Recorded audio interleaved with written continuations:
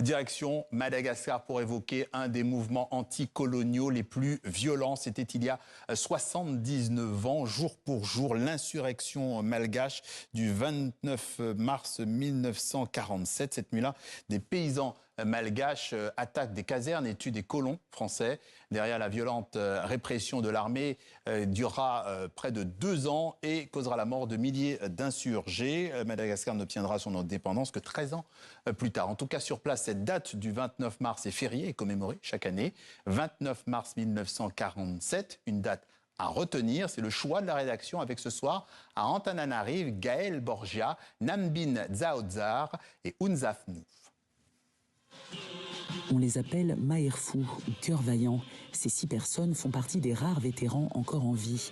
Ce dimanche, le président de la refondation malgache et tout le gouvernement ont rendu hommage aux insurgés qui se sont levés pour libérer Madagascar du joug colonial. Dans la nuit du 29 mars 1947, des milliers de paysans malgaches attaquent des casernes et tuent des dizaines de colons français. C'est le début d'une insurrection réprimée dans le sang par l'armée française. À 90 ans, Ranjay Anassoul nous livre un des derniers témoignages vivants de cette tragédie.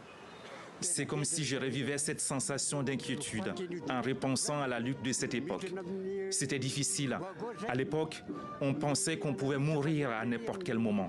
Quand on descendait du wagon, les ennemis nous attendaient déjà. Des coups de feu retentissaient. Moi, je faisais exprès de m'allonger parmi les corps de mes camarades morts. Et quand je voyais que les ennemis s'éloignaient, je me relevais doucement. Ensuite, j'ai pris un véhicule en direction de la capitale. C'était un camion qui transportait des bananes. Pour préserver la mémoire, l'insurrection du 29 mars 1947 est au programme de l'examen de fin de primaire. Est-ce que vous savez ce qui s'est passé le 29 mars 1947 ? Photos d'archives et textes imprimés, ici, les élèves s'approprient l'histoire par des images qu'ils ont eux-mêmes cherchées. Sans support officiel, les enseignants de cette école inclusive doivent s'adapter à tous les élèves, y compris autistes ou dyslexiques.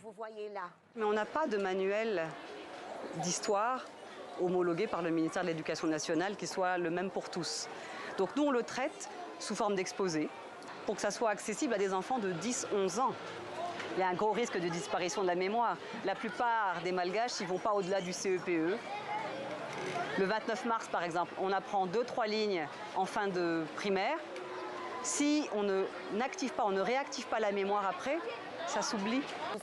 Pour ces enfants nés en 2015, la colonisation est un concept abstrait où l'histoire se mêle à l'émotion. La colonisation, je ne sais pas vraiment qu'est-ce que c'est. C'était de l'injustice que les Français ont fait. Ça me rend triste. Témoin en voie de disparition, archives limitées, l'école reste, malgré ses défaillances, le dernier sanctuaire d'une mémoire collective fragile.